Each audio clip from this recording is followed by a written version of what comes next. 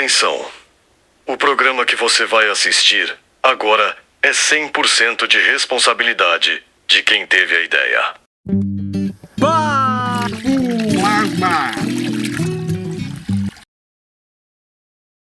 Beleza.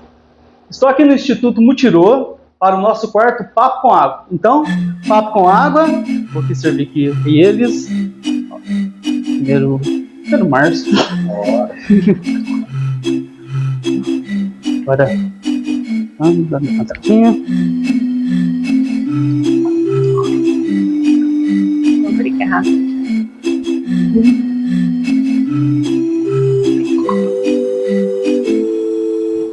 Vamos brindar então? Ó, pra quem... acontece. Ó, pra quem tá chegando agora, eu tô aqui do lado de duas pessoas que resolveram fazer uma coisa meio perigosa. Misturar educação, cultura, filosofia, mas convenhamos, né? Essa mistura é muito boa. Antes de eu começar mandando a brava, vou deixar que eles mesmos se apresentem. Então, por favor, gente, bem-vindo ao Papo com Água. Obrigado. Pode começar. Bom, meu nome é Márcio. Eu sou graduado em História pela Universidade Federal de Viçosa e mestre em Desenvolvimento Regional e Meio Ambiente pela UENG. Minha formação acadêmica, ela dialoga muito, né, com a questão do Instituto Mutirô, principalmente nessa área, né, da educação. E também, assim, eu tenho uma banda de forró chamada Canastra Pé. Sou da cidade de Passos, eu sou das Minas Gerais. A gente faz músicas autorais, né, de forró, além dos covers, né, de Luiz Gonzaga, Dominguinhos, Gilberto Gil. Andar com fé eu vou, a fé não costuma falhar. E o Instituto Mutirô, né? Perfeito. Meu nome é Betânia. Sou professora também, que é a raiz, né, a minha origem. Fiz filosofia na UFMG, fiz mestrado na USP. Também sou professora e fiz letras.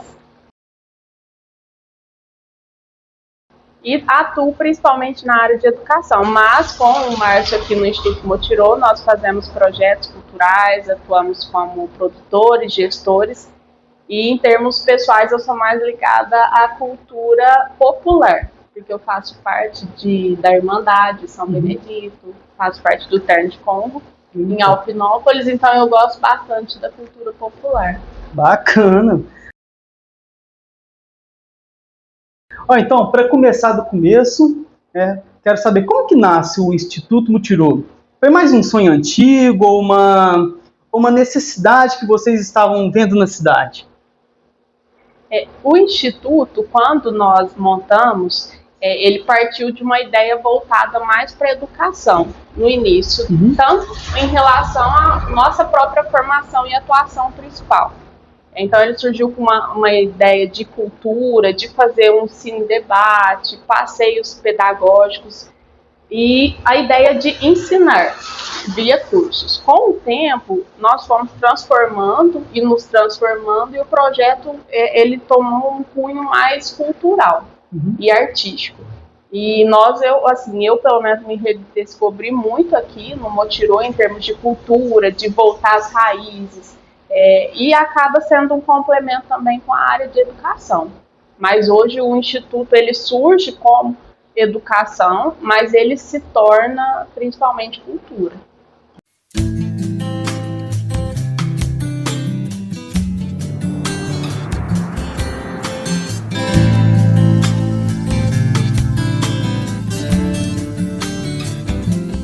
E quando a Betânia fala da questão do tempo, né, são 3 anos, a gente começa em 2023, e a gente também foi se redescobrindo, né? Eu acho que assim, tem um pouco da nossa formação da universidade, né? São 10 projetos que a gente desenvolve aqui hoje, e ele tem uma pegada, né, da da universidade, da academia, mas também, como a Bethânia já colocou, dos saberes populares, né? Então a gente tenta trabalhar um pouco disso nos projetos, envolvido nesses dois núcleos, né? O CEIA, que é o núcleo de educação, e o NAC, que é o núcleo de cultura. Ah, certo. Bacana. E em que momento, assim, da vida que vocês perceberam, bom, é isso mesmo que eu quero, é isso que eu quero fazer? Bom, o Motirô, quando a gente se reuniu, né, por afinidade, pelo nosso trabalho, né, na escola, a ideia era ter um ponto de encontro, era ter uma casa onde a gente pudesse se encontrar e fazer alguns projetos, né, tanto na área da educação quanto na área da cultura. E eu acredito que, assim, no início, né, essa primeira conversa, a gente tinha 7 professores conversando sobre a ideia de ter uma casa, né? Acaba que quando a gente começa mesmo, fica só eu e a Bethânia. Mas acho que parte muito assim de um sonho antigo de ter o seu próprio espaço, de realizar seus próprios projetos, né? Hoje a gente estava até brincando, a gente realiza 10 projetos aqui, né? Eu acredito que hoje nós somos, né, a associação, o instituto que mais realiza cultura em Passos, né, com esses 10 projetos, pelo menos um a cada semana. E com certeza eu acho que tem um pouco sim da nossa caminhada, né, da nossa travessia de vida. Não, ele complementou tudo, assim, porque é exatamente isso. Eu acho que é um sonho antigo, porque o que nós fazemos aqui, né, e fizemos durante 3 anos de manter o Instituto financeiramente, isso eu acho que não seria possível sem esse sonho antigo. Então, não é um sonho que surgiu em 2023. Na verdade, ele é um sonho que vê possibilidade de se concretizar em 2023. E até hoje estamos aqui, então eu acho que é um sonho antigo, né, que nós temos. E tem uma coisa muito bacana, gente, né? Núcleo de Arte e Cultura, né? Que o NAC, né, que desenvolve projetos culturais. Estou curioso, eu quero saber quais são esses projetos culturais e qual que é o objetivo de cada um deles, assim. Fala metade, eu falo metade. 10 projetos. Bom, cada projeto, ele tenta suprir algum sonho ou alguma perspectiva que nós temos. Então, o primeiro projeto tem mais relação com a parte escolar, que é o Clube do Livro. Mas é uma tentativa de fugir dos livros tradicionais, porque o clube se reúne uma vez por mês, vota em um livro e nós lemos esse livro e nos encontramos para debater. Já tem mais de 1 ano esses encontros todos os meses. Tem o Cine Motirô, que nós projetamos um filme. No começo nós começamos com filmes nacionais e agora o nosso foco é mais filme regional, principalmente municipal, do município, então sobre a cidade. E uma coisa interessante é que nós convidamos o diretor do filme para fazer uma fala após o filme. Então tem um debate, tem um diretor também para conversar. Nós também temos o Cafézinho Filosófico. Esse também uma pegada um pouco acadêmica, que é chamar uma pessoa para falar de um tema filosófico. Então a gente faz um café e a pessoa senta, apresenta um tema, pode ser um tema polêmico, um tema que instigue reflexão, e depois tem as perguntas. Nós temos também o Pessoas que Transformam Pessoas, que é prestar uma homenagem viva, né, enquanto a pessoa está em vida, homenageando a trajetória dela e o que ela fez em prol da sociedade. Aí tem a homenagem póstuma, que daqui a pouco o Márcio fala. Nós temos também o Eco Motirô, que é educação ambiental.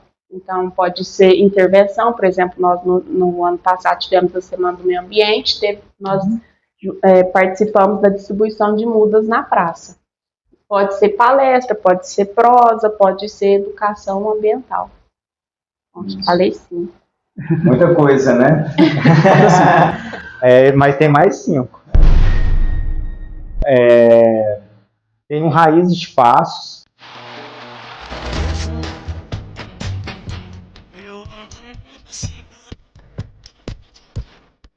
Esse é um projeto que a gente faz uma pesquisa sobre os personagens que construíram a história de Passos, desde os primórdios, né, Barão de Passos, até os mais atuais, sempre já falecidos, porque em vida ou pessoas que transformam pessoas. E o Raízes são pessoas que já faleceram. A gente faz uma biografia dessa pessoa e faz uma espécie de TikTok falando da biografia de curiosidades. E o mais curioso desse projeto é que, assim, muitas pessoas não conhecem, né, quem são os personagens de Passos. Talvez já ouviu falar, Barão de Passos é uma rua, mas quem foi Barão de Passos, né? Esse é o Teatro Gustavo José Lemos. Mas você sabe quem foi Gustavo José Lemos? Dando um spoiler, né, na próxima terça, ele é quinzenal, né? Na próxima terça vai ser Emília Leal. Mas aí eu acho que o vídeo vai sair depois. O que será que ele quis dizer, hein? Mas a gente foi até na escola Emília Leal para saber se eles tinham uma biografia dela, e nem na escola que leva o nome Emília Leal tinha, né? Então é bacana, assim, esse resgate, né, da história dos personagens, né? Esse é o Raízes de Passos.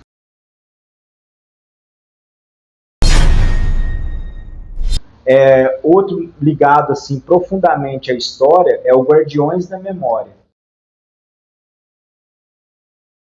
Esse Guardiões da Memória ele é voltado aos patrimônios de Passos. São 14 patrimônios em Passos históricos. De cada 10 pessoas, se você perguntar, acho que 7 não sabem os 14. A gente desenvolve um trabalho, assim, de educação patrimonial, de tentar explicar o que é patrimônio, o que é patrimônio material, o que é patrimônio imaterial, fazer esse trabalho de educação patrimonial, né? Tentando despertar esse interesse mesmo pela proteção do patrimônio. E junto com esse projeto, né, do chamado Guardiões de Memória, tem um que chama Travessias Pedagógicas. A gente pega uma van e faz um tour por pontos culturais, né? Inclusive os 14 patrimônios de Passos. Então a gente vai lá na Árvore de Santa Bárbara, no cemitério, depois no túmulo, né, o número 1, que é um patrimônio histórico, depois a gente sobe lá para a estação. Então a gente faz um tour com 12, 13 pessoas explicando um pouco desses patrimônios. Mas também faz viagem, por exemplo, a última a gente foi para o Museu Portinari em Brodowski, né? Então esse é um projeto chamado Travessias Pedagógicas. E aí, para finalizar, né, os 2 últimos, tem um que chama Rodas Temáticas. A gente pega um dia, por exemplo, dia 25 de julho é o dia do escritor. Então a gente convida os escritores de Passos e região e faz uma roda de conversa com eles, né? E aí vale lembrar que, assim, tanto os 5 projetos que a Betânia falou, quanto os 5 que eu falei, tem uma ligação muito forte com a questão local de Passos. Eles se interligam, né? Eles têm diferentes, por exemplo, o Eco Motirô, do Cafezinho, do Raiz, mas eles têm uma conexão, né, de se complementarem, e sempre com esse foco, a questão local, né, e abrindo para uma questão regional. Bacana. Você falou aí de convidar aí escritores, eu me convido, viu? Porque eu vou, graças a Deus, vou pro meu 2º livro. Eu ia trazer para vocês, mas acabei esquecendo. Fica pro próximo.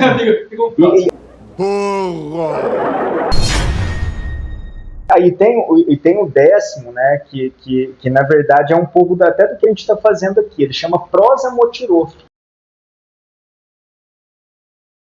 A gente chama para uma roda, pega um tema, né, e começa a conversar sobre esse tema. Ele não é um roda temático, porque não necessariamente é um dia específico. Igual dia 25 de julho É o dia do escritor. Aí esse é o roda temático. O prosa, ele pode ser uma prosa sobre, sei lá, constelações, né? Ou um próprio livro, tipo assim, alguém falar do meu livro, sobre o que está dentro do livro, fazer uma prosa. Então, né, quem sabe, fica um convite aí já pro prosa Motirô, né?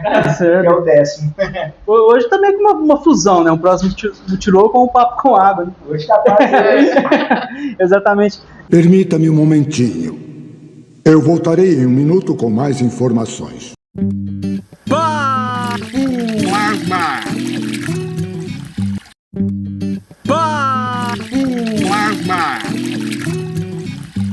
O Cine Motirô, né? Vocês falaram. O debate após o filme, ele é tão importante quanto o filme? Talvez tão importante quanto, porque a experiência de ver o filme, muitas vezes, com exceção quando vai ao cinema, que as pessoas às vezes saem e depois comentam um pouco sobre o filme, geralmente a experiência de assistir ao filme é muito solitária. Então, a pessoa assiste e ela pensa um pouco, mas ela não fala com outra pessoa sobre. Sim. Então, aqui, quando tem a exibição do filme, é interessante porque a pessoa assiste, ela presta atenção e depois ela conversa com as pessoas sobre o filme, escuta pontos de vista diferentes. Talvez a pessoa, essa cena eu interpretei assim, eu vi de outra forma, eu não vi desse jeito. Gera debate e às vezes as pessoas querem assistir de novo Bacana, hein? não, eu não pensei assim, deixa eu assistir de novo. E quando o diretor está aqui, é interessante porque também vai ter os questionamentos Sim. para o diretor. Como foi fazer isso? Como que ficou essa cena? Qual foi a coisa mais difícil durante o documentário? Então, é interessante também. Nem sempre a gente tem essa possibilidade de falar com o diretor do filme, né? Sobre E quando se vê em conjunto, né? Cada um tem uma visão diferente, né? Talvez uma cena ali passou despercebido para você, mas outro, chegou aquele ponto, aí você fez, nossa, é mesmo. Uhum. Ainda mais quando um filme tem aquele tanto de mistério, né? Por que isso aconteceu, né? E o Cine Motirô, como qualquer outro projeto Motirô, inclusive Motirô, né, significa mutirão, né, é Tupi-Guarani.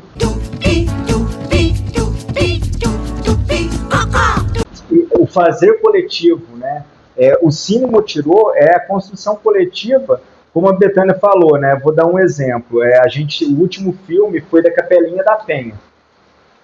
E o Daniel Morato, quem produziu o filme, né, veio para fazer o debate depois.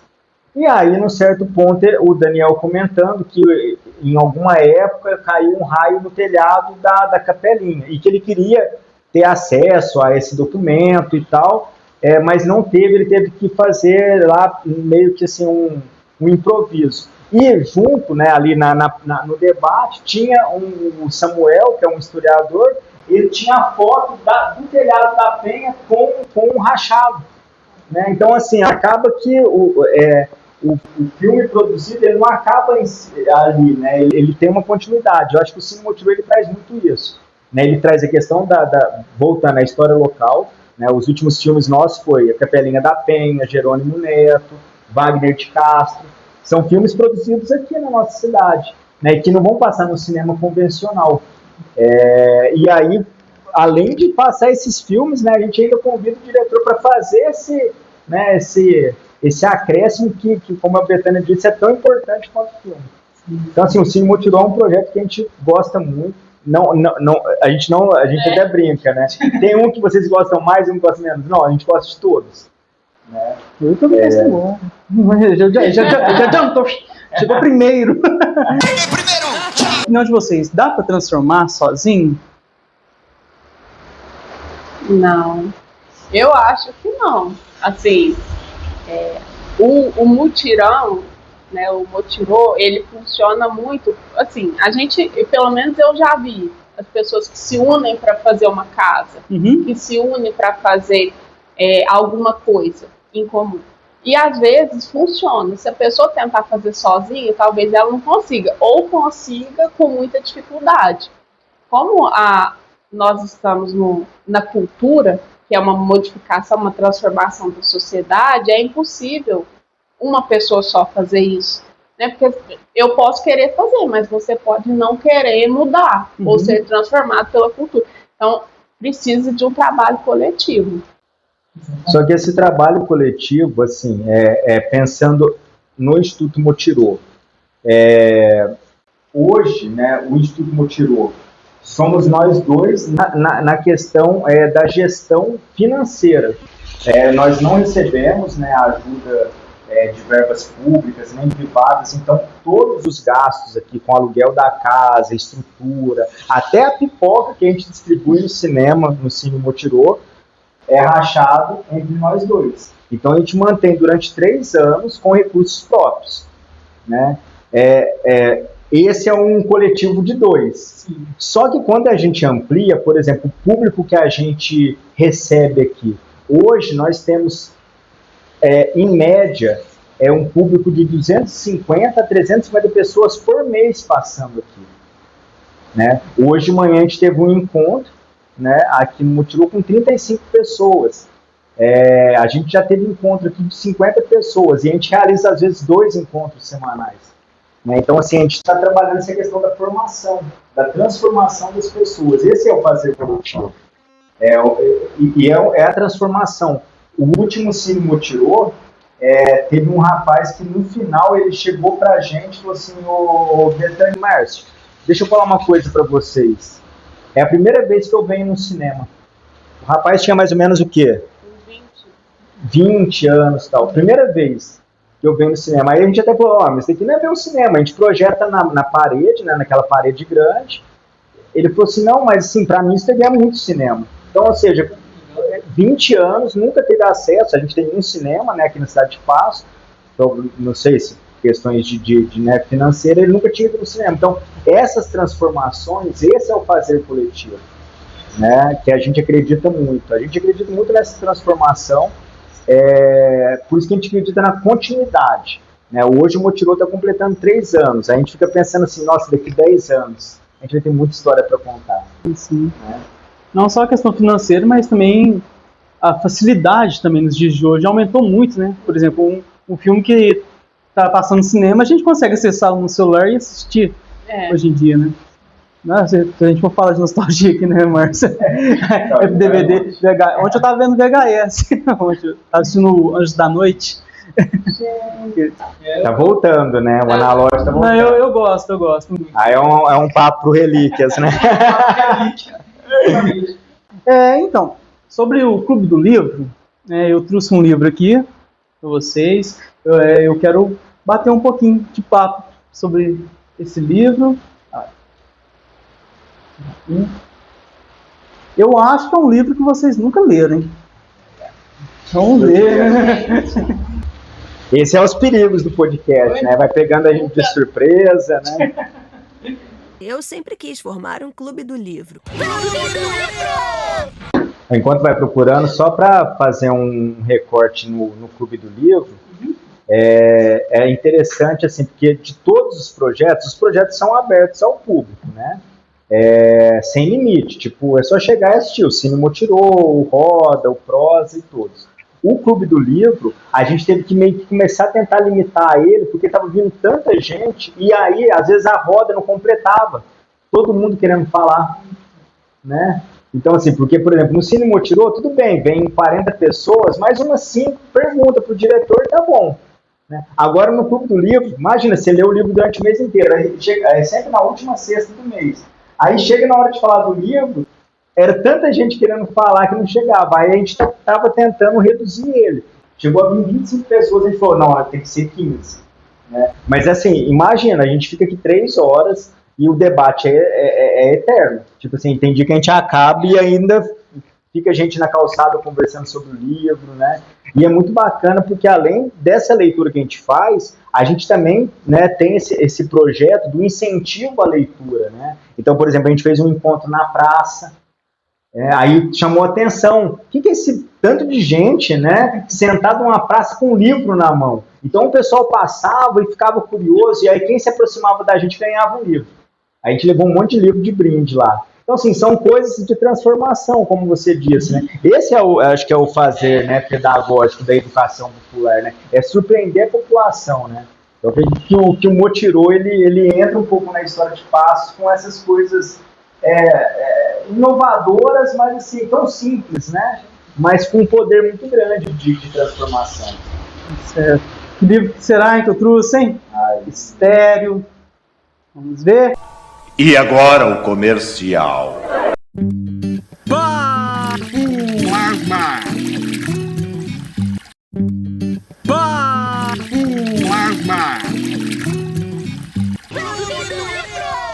Então voltamos. O livro é O Pequeno Príncipe. Aqui, ó. Vou mostrar aqui. Esse aqui eu ganhei, que a gente ganha na escola, né? Aí sempre vem as coleções, olha. É da coleção. Leitura em minha casa. Nossa, na hora que eu vi o livro vermelho, o verso, eu falei, que livro que é? É clássico. Mas bonitinha essa coleção, né? 2003. Tá escrito aí? 2003. Interessante. 2003. Haviam muitas coleções assim que eram feitas para a escola, né? Tinha uma que era os primeiros passos, que era sempre o que é cultura, o que é educação. Eram livrinhos pequenininhos, livrinho de bolso, e ele foi feito para as escolas e acabou não indo. Esse, pelo jeito, também é uma coleção para a escola, né? Literatura em minha casa. Muito bacana. Olha lá, venda proibida. Aí nós ganhava de presente, né? Ler é fundamental! Então, o que falar desse livro, né? Um livro, assim, infantil, mas que ensina muito adulto, né? Sensacional isso aqui. Quer comentar? Assim, é um livro que toda vez que você lê, você aprende algo diferente, né? Eu li quando eu estava na adolescência e ele sempre falava sobre ser responsável por aquilo que cativa.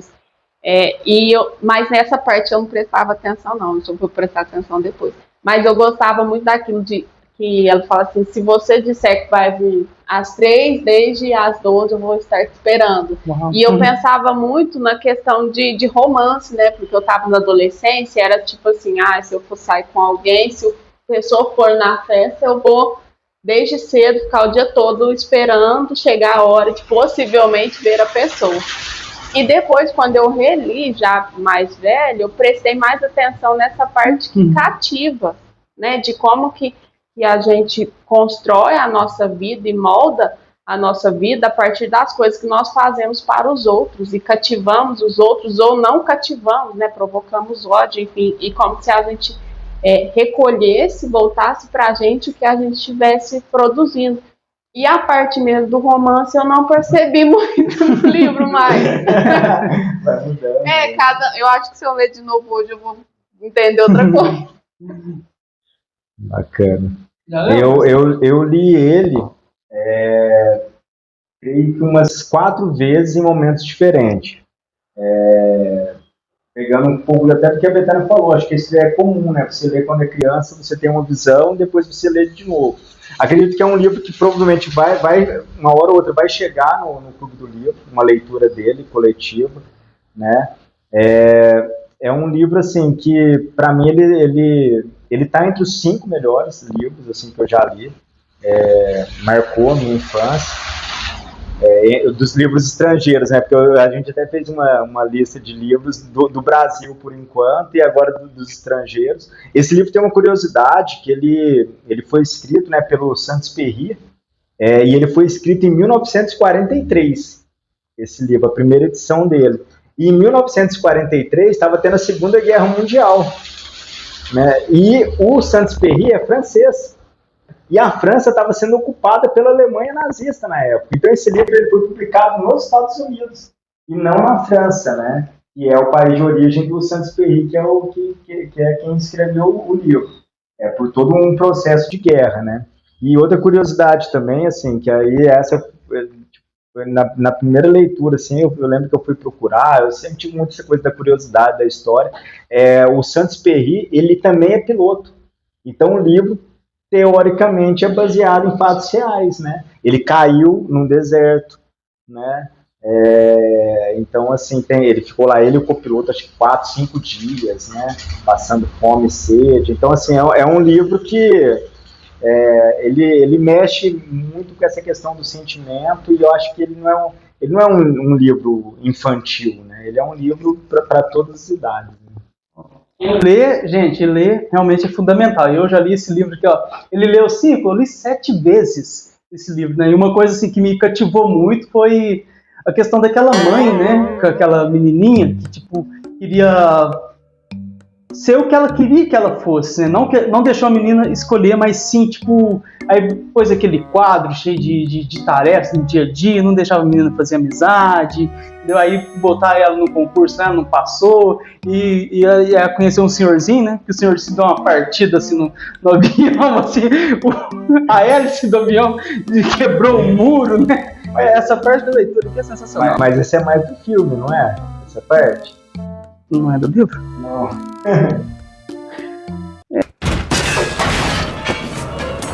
Eita porca. Tenho certeza que ela estava apertada antes. Vamos cortar. Vamos dar gaçudo. Então tá certo. Márcio, vou começar por você. Você que é professor de história, você disse que mais cedo, músico da banda Canastrapé, logo, se Deus quiser, tá mais que convidado, viu, no seu grupo pra gente fazer uma entrevista também, entendeu? E é isso, agora só se o fundador mutirou. Qual é o superpoder que você usaria para fazer as pessoas amarem a história como se fosse um show aí de rock and roll? Ó, primeiro que assim, né, a banda é de forró, mas minha origem realmente é no rock and roll mesmo, né? Eu já tive uma banda de rock, mas hoje, assim, sou apaixonado pelo forró e tudo, né? A batida do triângulo. E eu acho que até as duas coisas se misturam, né? A questão da sala de aula com o palco, né? Quando eu subo no palco para tocar, ou quando eu tô na frente de uma sala de aula dando aula, eu tento dar meu melhor. Né? Então, assim, acho que o que mais assim, me chama atenção, não sei se seria um superpoder, né? É de fazer as pessoas sentirem interesse, sabe? Curiosidade. Né? Às vezes, assim, eu fico pensando, né? Como que vai ser dar uma aula de história daqui 20 anos? Totalmente diferente do que é hoje. Então, assim, cabe muito, acho que é o superpoder de sempre estar se transformando, sempre estar se atualizando. Acho que para falar uma linguagem, né, clara e direta. E acho que isso que envolve muito a história. Eu gosto muito de contar a história que está no livro, mas sempre trazer elementos do dia a dia. Então, com alguma coisa que está acontecendo atual, isso prende um pouco a atenção e aí você consegue ir levando aquele conteúdo que tem que ser ensinado, né? Então, acho que é o superpoder mesmo de estar sempre se atualizando, talvez. Sensacional. E, assim, uma pergunta que eu logo vou mudar aqui aproveitando, mas agora eu fiquei curioso aqui. O que normalmente, é uma pergunta que eu faço sempre para os nossos convidados, o que normalmente está na playlist de vocês, assim, questão, qual que é o gosto musical de vocês? Vocês costumam ouvir? Já acordam ouvindo? Eu gosto muito de MPB bem clássica, assim. Não escuto mais, assim, muito difícil eu escutar algo que foi produzido agora. Certo. Mas gosto, né? Eu acho que tem bons movimentos, boas bandas. Mas gosto muito de Maria Bethânia, Milton Nascimento. Não tem nada a ver não com o seu, com o seu nome, não. Tem? Olha, que legal! Mas foi sua mãe? Foi depois, assim? Minha mãe. E ela também era fã da Maria Bethânia? Olha, que legal, hein, gente? Você verá que é mesmo assim, que a história não tem fim. Então eu gosto bem do estilo MPB clássico, mas eu gosto também muito de rap, gosto bastante. Forró, escuto mais o Márcio que tá me apresentando, aí agora tô começando a escutar mais. Rock também não escuto muito, às vezes. Entendi. Meu gosto, sim, eu sou da década de 80, né, então meu gosto até hoje ainda está muito preso no passado, né, nostalgia. Eu gosto de Legião Urbana. Pô, a crise tá mal, hein? Ô, gente, compra o disco, ajuda! Enfim, Paralamas de Sucesso, Titãs, né, são bandas nacionais. Gosto também de Led Zeppelin. Led Zeppelin! The Doors, enfim. E aí, daí pra frente, vai passando por tudo, né?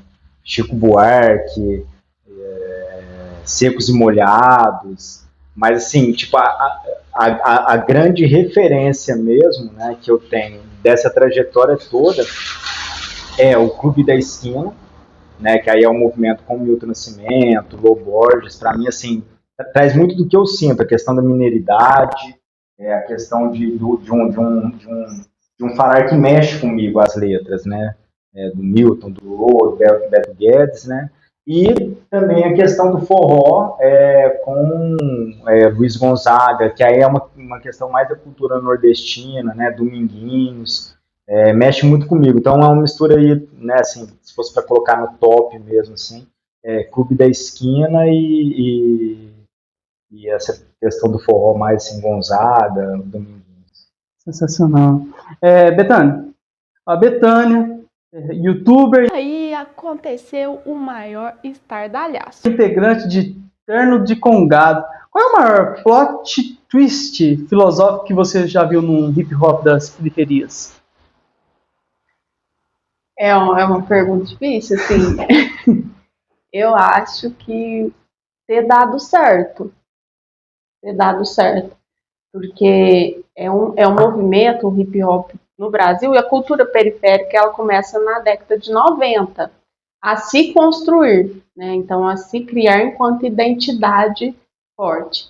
E eles começam inspirados um pouco, né, no movimento dos Estados Unidos, mas não só no hip hop, mas toda a cultura popular, de começar em grupos específicos e em um contexto que a sociedade não queria ouvir nem saber disso. Então, de desprezo. E eles conseguiram ser ouvidos. Então, por exemplo, uma banda que eu gosto muito, grupo, o Racionais, ele começa, né, desconhecido e hoje conseguiu fazer todo mundo ouvir. Então, uma pessoa que fala, não conheço Racionais, é uma pessoa que está em outro planeta. E a mesma coisa com a cultura popular. O que antigamente era desprezado, tipo, isso não tem valor cultural, hoje tem. E hoje busca-se o resgate. Então, eu acho que a maior reviravolta é ter dado certo. Sabe? Então, eu acho isso incrível. Sensacional.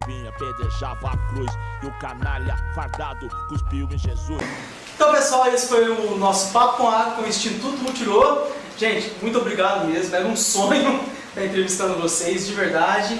Redes sociais, vocês têm para deixar para o pessoal? @Instituto Mutirô. O nosso site é www.institutomutirô.com.br. Isso aí. E pede pro pessoal também para deixar um like no vídeo, comentar. Por favor, gente. Vamos compartilhar aí, vamos fazer não só os anteriores também, que tá show de bola, né? Fazer esse movimento aí. Isso aí, gente, ó. Youtuber, né? Que é YouTube. Gente, se inscreve, ajuda, dá um like, né? Que a gente não quer like. E deu um friozinho na barriga fazer, porque a gente não sabia de nada, as perguntas, o livro. Foi tudo pego de surpresa aqui. Mas a gente saiu bem, né? Não, foi bom? Tá bom. Ô, gente, muito obrigado mesmo, de verdade. A gente que agradece. Obrigado, então é isso aí, gente. Um beijo do doido. Até mais.